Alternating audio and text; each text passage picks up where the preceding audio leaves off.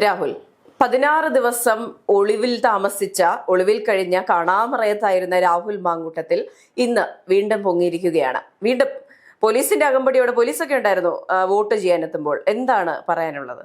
പക്കത്ത് വീട്ടിൽ പയ്യൻ വോട്ട് ചെയ്യാൻ വന്നു. പാലക്കാട്ടുകാർ പറയുന്നതാണ്, ഞാൻ പറയുന്നില്ല. ഈ വീഡിയോയുടെ എല്ലാം കമന്റുകൾ എടുത്ത് നോക്കിക്കഴിഞ്ഞാൽ രാഹുലിന് ആളുകൾ കൊടുക്കുന്നൊരു സപ്പോർട്ടുണ്ട്. അത് നമുക്ക് പറയാതിരിക്കാൻ കഴിയാത്തൊരു കാര്യമാണ്. ഇപ്പോൾ രാഹുലിനെ കൂക്കുവിളികളോടെയാണ് ആളുകൾ അവിടെ സ്വീകരിച്ചെങ്കിലും, എതിർ പാർട്ടികൾ സ്വീകരിച്ചെങ്കിലും രാഹുലിന് അനുകൂലമായിട്ട് നിൽക്കുന്ന ഒരു കൂട്ടം ആളുകൾ അവിടെ നിൽക്കുന്നത് നമുക്ക് കാണാൻ കഴിയും. പക്ഷെ അന്നും എന്നും പറയാതിരിക്കാൻ വയ്യ ചർമ്മബലം. ഇത്രയും കൂക്കുവിളിയുടെ ഇടയിലൂടെ ചിരിച്ചുകൊണ്ട് കടന്നു വരാനുള്ള, അതും 16 ദിവസം ഒളിവിൽ കഴിഞ്ഞ് ഇങ്ങനെ നെഞ്ചം വിരിച്ച് വരാനുള്ള അത്രയും ചർമ്മബലം ഒളിവിൽ കിടന്നു എന്ന് പറയുമ്പോൾ ഇവിടുത്തെ ആളുകൾ ചോദിക്കുന്നുണ്ടായിരുന്നു, നിങ്ങൾ എന്താ പോലീസുകാരെന്താ അറസ്റ്റ് ചെയ്യാത്തത് എന്ന് ചോദിക്കുന്ന ചോദ്യങ്ങളുണ്ടായിരുന്നു. പോലീസുകാരുടെ മുന്നിലൂടെയാണ് രാഹുൽ മാങ്കൂട്ടത്തിൽ ഈ ദിവസങ്ങളും വരുന്നത്. അതെ, അവരെക്കാളും ചർമ്മബലം എനിക്ക് തോന്നുന്നു പോലീസിനാണെന്ന്. ഇത്രയും നാൾ പിടികൂടാൻ കഴിയാതെ ചുറ്റും നിന്ന് വരാനുള്ള ആ ഒരു തൊലിക്കട്ടി അവർക്കുണ്ട്. അത് പറഞ്ഞേ പറ്റുള്ളൂ. ആഭ്യന്തര വകുപ്പിന് എല്ലാവർക്കും. ഇന്ന് രാവിലെ മുഖ്യമന്ത്രി പിണറായി വിജയന്റെ ഒരു പ്രസ്താവന ഉണ്ടായിരുന്നു. സ്ത്രീലമ്പടന്മാരെ താങ്ങി നടക്കുന്ന പാർട്ടിയാണ് കോൺഗ്രസ് പാർട്ടി എന്ന്. അപ്പോൾ ഏത് പാർട്ടിയിലാണ് സ്ത്രീലമ്പടന്മാരില്ലാത്തത് എന്ന് പിണറായി വിജയനോട് ചോദിക്കേണ്ട ഒരു അവസ്ഥയാണ്. തൻ്റെ പാർട്ടിയിലുള്ള മന്ത്രിമാർ വരെ ഇതേ വിഷയത്തിൽ ഇത്തരത്തിലുള്ള കേസുകളുമായി ബന്ധപ്പെട്ട് നിൽക്കുന്ന ആളുകളാണ് എന്നത് ഒരു യാഥാർത്ഥ്യമാണ്. ആ യാഥാർത്ഥ്യ ബോധത്തെ മറച്ചു വെച്ചിട്ടാണ് പിണറായി വിജയൻ സഖാവ് ഇത്തരത്തിലൊരു പ്രസ്താവന നടത്തുന്നത്. ഇവിടെ ഭരിക്കുന്നത് പിണറായി വിജയനാണ്. ആഭ്യന്തര വകുപ്പിന്റെ മന്ത്രി പിണറായി വിജയൻ സഖാവ് തന്നെയാണ്. അപ്പൊ രാഹുൽ മാങ്കൂട്ടത്തിനെ അറസ്റ്റ് ചെയ്യാൻ കഴിഞ്ഞിട്ടില്ലെങ്കിൽ, ഒളിവിൽ പോയി എന്ന് പറയുമ്പോൾ ഒളിവിൽ പോയ പ്രതി അറസ്റ്റ് ചെയ്യാൻ ഇവിടുത്തെ പോലീസിന് കഴിവില്ലേ? കഴിവില്ലെങ്കിൽ അത് പിണറായി വിജയന്റെ കൂടെ കഴിവുകേടാണ്. അതെ, ഒന്നുകിൽ കഴിവില്ല, അല്ലെങ്കിൽ മനഃപൂർവ്വം കണ്ണടച്ചു നിന്നു എന്ന് തന്നെ പറയണം. എന്തായാലും ആഭ്യന്തര വകുപ്പിന്റെ വീഴ്ച ഇതിൽ കാര്യമായി തന്നെ ഉണ്ട്. അല്ലെങ്കിൽ 16 ദിവസം ഇദ്ദേഹത്തിന്റെ ഒപ്പമുണ്ടായിരുന്ന കൂട്ടാളി, ഇദ്ദേഹത്തിന്റെ ഒപ്പമുണ്ടായിരുന്ന ഡ്രൈവർ, ഇവരെല്ലാം പിടിയിലായപ്പോഴും അദ്ദേഹം അങ്ങ് കാണാമറയത്ത് മറഞ്ഞു. അത്രയ്ക്ക് ദുർബലമാണോ നമ്മുടെ ആഭ്യന്തര വകുപ്പ് എന്ന് നമ്മൾ ചോദിച്ചു പോകും. പക്ഷേ നമ്മൾ തിരിച്ചു വരുന്നത് രാഹുൽ മാങ്കൂട്ടത്തിൽ എന്ന വിഷയത്തിൽ തന്നെയാണ്. ജാമ്യം ലഭിക്കുന്നു, തിരിച്ച് പൊതുമധ്യത്തിൽ വരുന്നു. കഴിഞ്ഞ ദിവസം എനിക്ക് ഒന്ന് മുതിർന്ന മാധ്യമപ്രവർത്തകരോട് സംസാരിക്കുമ്പോൾ അവർ പറയുന്നുണ്ട് 3 മാസം രാഹുൽ മാങ്കൂട്ടത്തിൽ തിരിച്ചു വരുമെന്ന്. രാഹുൽ തെറ്റുകാരനല്ല എന്ന് കോടതി വിധിച്ചിട്ടില്ല, ആ കേസ് എങ്ങും എത്തിയിട്ടില്ല.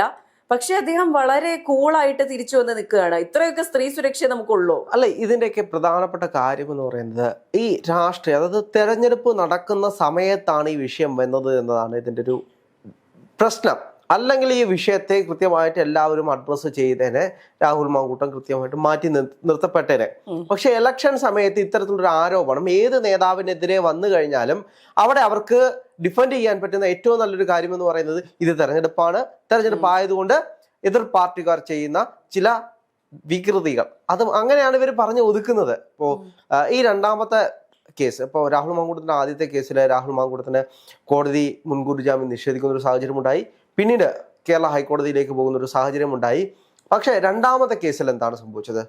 രണ്ടാമത്തെ കേസിൽ കൃത്യമായിട്ട് എവിഡൻസുകൾ ഇല്ലാത്തതുകൊണ്ട് കോടതി ആദ്യം തന്നെ മുൻകൂർ ജാമ്യം കൊടുക്കുന്നൊരു രീതിയിലേക്കാണ് പോയത്. പക്ഷെ കേസിൽ എഴുതി ചേർത്ത റിപ്പോർട്ട് അനുസരിച്ചാണെങ്കിൽ രണ്ടാമത്തെ കേസിൽ രാഹുൽ മാങ്കൂട്ടത്തിന് ജാമ്യവും കിട്ടത്തില്ല, അറസ്റ്റ് ചെയ്ത് അകത്തിട്ടേനെ. അപ്പോ വീണ്ടും റിപ്പീറ്റഡ് ആയിട്ട് ജയിലിൽ പോകാനുള്ള ഒരു അവസരത്തെയാണ് സഖാവ് പിണറായി വിജയന്റെ പോലീസുകാർ തെളിവുകൾ കണ്ടെത്താതെ രാഹുൽ മാങ്കൂട്ടത്തിന്റെ പുറത്തേക്ക് വിട്ടത്. ഇപ്പൊ രാഹുൽ മാങ്കൂട്ടം ക്രിമിനലാണ്, കുറ്റക്കാരനാണ്, പീഡനവീരനാണെങ്കിൽ പിടിച്ച് ജയിലിലുണ്ടെന്നേ. ഇതൊരു രാഷ്ട്രീയ അഡ്ജസ്റ്റ്മെന്റ് ആയിട്ട് തന്നെ കാണേണ്ടി വരും. ഇതൊക്കെ ഒരു രാഷ്ട്രീയ അഡ്ജസ്റ്റ്മെന്റ് ആണെങ്കിൽ ആദ്യമേ പിടിച്ച് ജയിലിലിടേണ്ടത് നമ്മുടെ മന്ത്രിമാരെയൊക്കെ ഉണ്ടല്ലോ, അവരെയാണ് ആദ്യമേ പിടിച്ചിടേണ്ടത്. ഇപ്പോൾ രാഹുൽ മാങ്കൂട്ടത്തിന്റെ വിഷയത്തിലേക്ക് വരികയാണെങ്കിൽ രാഹുൽ മാങ്കൂട്ടം കൃത്യമായിട്ട് വോട്ട് ചെയ്യാൻ വന്നു. കോൺഗ്രസിന് തന്നെയായിരിക്കും ചിലപ്പോൾ വോട്ട് കൊടുക്കുന്നത്. കാരണം അദ്ദേഹത്തിന് വേണ്ടി പണിയെടുത്ത ഒരുപാട് പേരുണ്ട്. പക്ഷേ കോൺഗ്രസിനാണ് നമുക്ക് പറയാൻ പറ്റില്ല. ഒരു അപകടഘട്ടത്തിൽ പുറത്താക്കിയ തള്ളിപ്പറഞ്ഞ നേതാക്കളുള്ള പാർട്ടിയല്ലേ കോൺഗ്രസ്.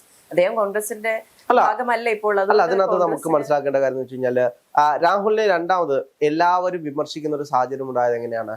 തൻ്റെ വാർഡിലെ അല്ലെങ്കിൽ തനിക്ക് വേണ്ടി വോട്ട് ചെയ്യാൻ വേണ്ടിയിട്ട് കൂടെ നടന്ന് പ്രവർത്തിച്ച ആളുകൾ, തനിക്ക് വേണ്ടി പോസ്റ്റർ ഒട്ടിച്ച ആളുകൾ, തനിക്ക് വേണ്ടി മുദ്രാവാക്യം വിളിച്ച ആളുകൾ, ഇവർക്ക് വേണ്ടി താൻ ഒരു ദിവസം വീട് കയറാൻ പോയില്ലെങ്കിൽ, വോട്ട് അഭ്യർത്ഥിക്കാൻ പോയില്ലെങ്കിൽ താൻ മത്സരിച്ച ഒരു അർത്ഥവും ഇല്ല എന്ന് പറഞ്ഞുകൊണ്ടാണ് രാഹുൽ മാങ്കൂട്ടത്തിൽ ഇത്തരത്തിലുള്ള പ്രവർത്തകരുടെ ഒപ്പം കൂടിയത്. രാഹുൽ സസ്പെൻഷനിലായിരിക്കുന്ന സമയത്ത് ഒരു നേതാവിനും അങ്ങനെ ചെയ്യേണ്ട ആവശ്യമില്ല.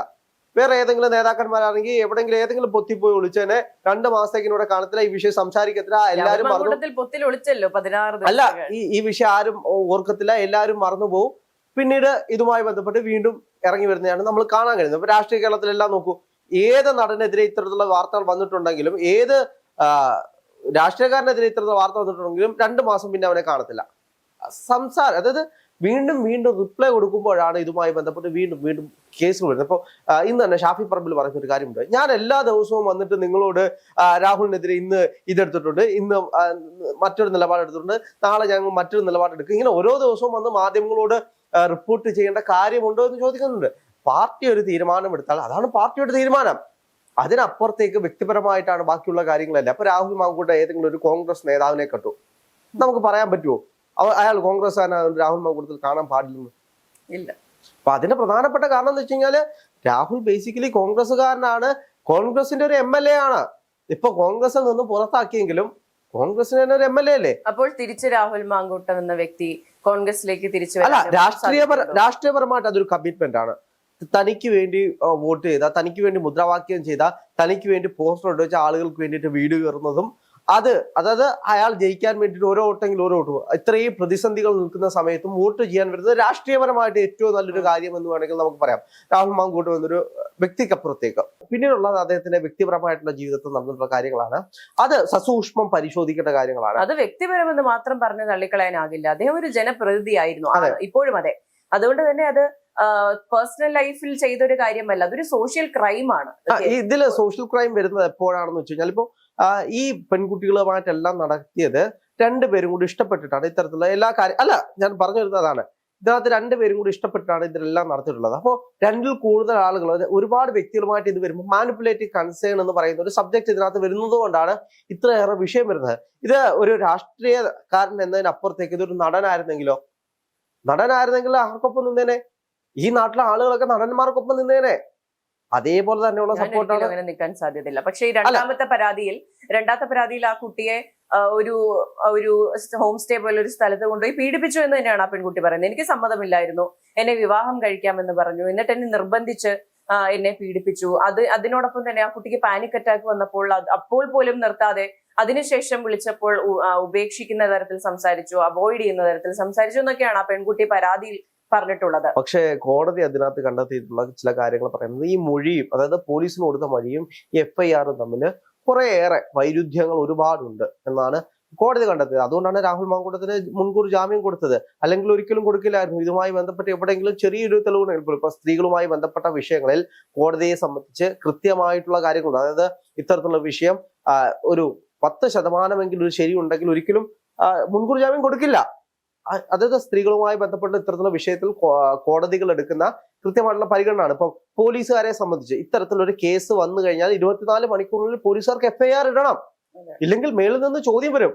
ഒരു സ്ത്രീ വിഷയവുമായി ബന്ധപ്പെട്ട്, അല്ലെങ്കിൽ അതൊരു പീഡനമാകാം, അത്തരത്തിലുള്ള എന്ത് വിഷയമാണെങ്കിലും 24 മണിക്കൂറിനുള്ളിൽ കേസിട്ട് FIR കൊടുത്തില്ലെങ്കിൽ പോലീസുകാർക്ക് മേളിൽ നിന്ന് ചോദ്യം വരും. അപ്പം തന്നെ പ്രതിയെ അറസ്റ്റ് ചെയ്യണം. അപ്പോൾ ഈ പെൺകുട്ടി കൊടുത്തത് വ്യാജ പരാതിയാണെന്നാണോ രാഹുൽ പറഞ്ഞു വരുന്നത്? അല്ല, അത് തന്നെയാണ് കോൺഗ്രസിന്റെ KPCC പ്രസിഡന്റ് പറഞ്ഞിട്ടുള്ള സണ്ണി ജോസഫ് പറഞ്ഞിട്ടുള്ളത്.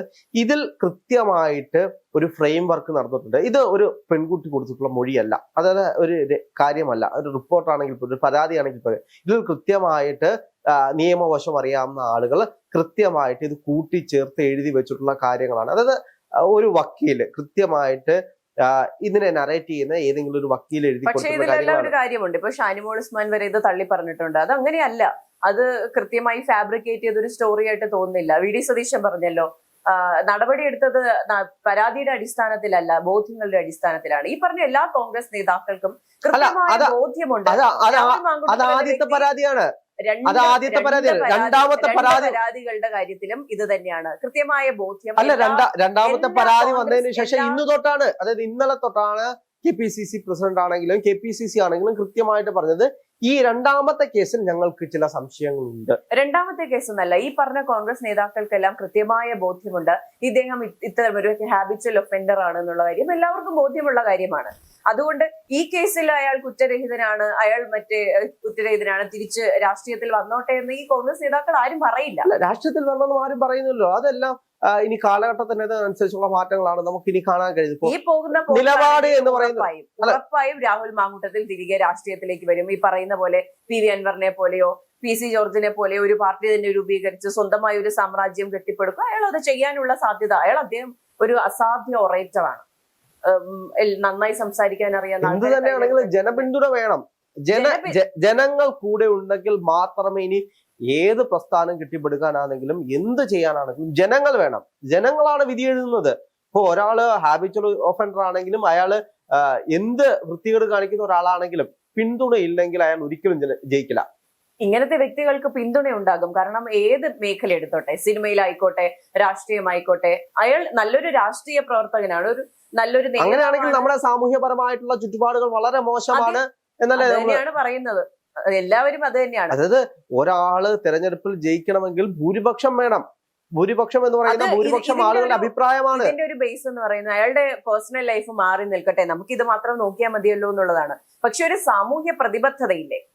ഞാനൊരു നേതാവാണ്, ഞാൻ ഇത്തരം ഒരു മോശം പ്രവൃത്തി ചെയ്യാൻ പാടില്ല. ഞാൻ പറയുന്നത് ഉഭയസമ്മതപ്രകാരം ഈ വന്ന കാലത്ത് ഇത്രയേറെ ബോധ്യമുള്ള എത്ര നേതാക്കന്മാരുണ്ട് രാഷ്ട്രീയപരമായിട്ട് നമ്മൾ നോക്കിക്കഴിഞ്ഞാൽ? ഒരു പാർട്ടിയിലും ഇല്ല. അത് ഈ ലൈംഗികപരമായിട്ട് സ്ത്രീകളോട് പെരുമാറുന്നതിൽ മാത്രമല്ല, അയാളുടെ കരിയറിലാണെങ്കിലും അയാൾ ചെയ്യുന്ന, അതായത് ഒരു മന്ത്രി അല്ലെങ്കിൽ ഒരു MLA അല്ലെങ്കിൽ ഒരു പഞ്ചായത്ത് മെമ്പറിനെ എന്തിനാ ജയിപ്പിച്ചു വിടുന്നത്? ആ നാട്ടിലെ ജനങ്ങൾക്കൊപ്പം നിൽക്കാനാണ്, ജനങ്ങളുടെ ശബ്ദമാകാനാണ്, ജനങ്ങളോടൊപ്പം വികസനങ്ങളിൽ പങ്കാളിയാകാൻ വേണ്ടിയിട്ടാണ്, ജനങ്ങളുടെ അവരുടെ ബേസിക് നീഡുകൾ പരിഹരിക്കാനാണ്. ഇപ്പൊ MLA മന്ത്രിയൊക്കെ ആകുമ്പോ അവരുടെ അതായത് ദിനം പ്രതിയുള്ള യാത്ര. ഇപ്പൊ നമ്മൾ സാധാരണപ്പെട്ട ഒരാളാണ്, നമ്മൾ ഈ റോഡിലൂടെ ഇറങ്ങി പോകുമ്പോൾ നമുക്കുണ്ടാകാൻ പോകുന്ന ബുദ്ധിമുട്ടുകൾ, ട്രാഫിക് ആകാം, റോഡ് മോശമായതുകൊണ്ടാകാം, അങ്ങനെ പോകുമ്പോൾ അതായത് നമ്മുടെ അടുത്തൊന്നും കടകളില്ലാത്തതാകാം, ഇതെല്ലാം വികസനത്തിന്റെ ഭാഗമായി വരുന്നതാണ്.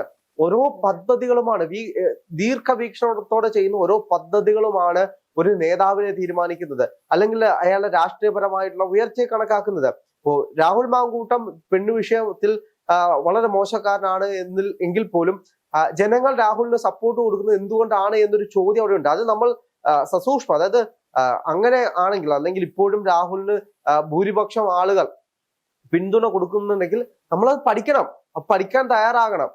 സമൂഹത്തിൽ ഇപ്പോൾ വന്നുകൊണ്ടിരിക്കുന്ന മാറ്റങ്ങളെ കുറിച്ച് നമ്മൾ പഠിക്കണം. ഇപ്പൊ നമ്മൾ റിലേഷൻഷിപ്പിന്റെ കാര്യം പറയും. ഇപ്പൊ രാഹുൽ മാങ്കൂട്ടും ഈ പെൺകുട്ടികളുമായിട്ടുള്ള റിലേഷൻഷിപ്പ് ഈ വരുന്ന കാലത്തിന്റെ മാറ്റങ്ങളിൽ അത് ധ്വനിക്കുന്നുണ്ട്. ഇപ്പോ ഇന്നത്തെ കാലത്തെ ജനറേഷന്റെ റിലേഷൻഷിപ്പുകൾ എടുത്തു വെച്ച് നോക്കൂ, ഇത്തരത്തിലുള്ള റിലേഷൻഷിപ്പുകളാണ് കൂടുതലും വരുന്നത്. അതുകൊണ്ടാണ് ഇവരാരും രാഹുൽ മാങ്കൂട്ടത്തിന്റെ കുറ്റം പറയാൻ തയ്യാറാകാത്തത്. ഇപ്പോ മറ്റേ കുറ്റം ചെയ്യാത്തവർ കല്ലെറിയട്ടെ എന്ന് പറയുന്ന പോലെ നമ്മൾ നോക്കിക്കഴിഞ്ഞാല് ഇന്ന് വരുന്ന റിലേഷൻഷിപ്പുകൾ കൂടുതലും ഇത്തരത്തിലുള്ള റിലേഷൻഷിപ്പുകളായി മാറുന്നതുകൊണ്ട് ഇവരെ സംബന്ധിച്ച് നോർമലായി മാറിക്കൊണ്ടിരിക്കുകയാണ്. പക്ഷെ ഒരിക്കലും ഈ ഹാബിച്വൽ ഒഫൻഡിങ് അല്ലെങ്കിൽ സെക്ഷൽ പ്രെഡേറ്റർ ആയിരിക്കുന്നത് നമുക്ക് തെറ്റാണ്. അത് ജനാധിപത്യപരമായിട്ട് തെറ്റാണ്, ഭരണഘടനാപരമായിട്ട് തെറ്റാണ്. ഇത് നമ്മൾ പഠിക്കാൻ തയ്യാറാകണം, അല്ലേ? അതായത് ഇത്തരത്തിലുള്ള നമ്മുടെ വരുന്ന ജനറേഷന്റെ കുട്ടികളുടെ ആണെങ്കിൽ പോലും മാനസിക നിലയിൽ ഇത്തരത്തിലുള്ള കാര്യങ്ങൾ കടന്നു വരുമ്പോൾ അത് മനസ്സിലാക്കണം. അത് മാനിപ്പുലേറ്റീവ് കൺസേൺ ആണെങ്കിൽ പോലും അത് മാനിപ്പുലേറ്റ് ചെയ്യാൻ വേണ്ടിയിട്ട് ഒരു കൂട്ടം ആളുകൾ ഉണ്ട് എന്നുള്ള തിരിച്ചറിവുണ്ടാക്കാൻ സമൂഹത്തിന് കഴിയണം.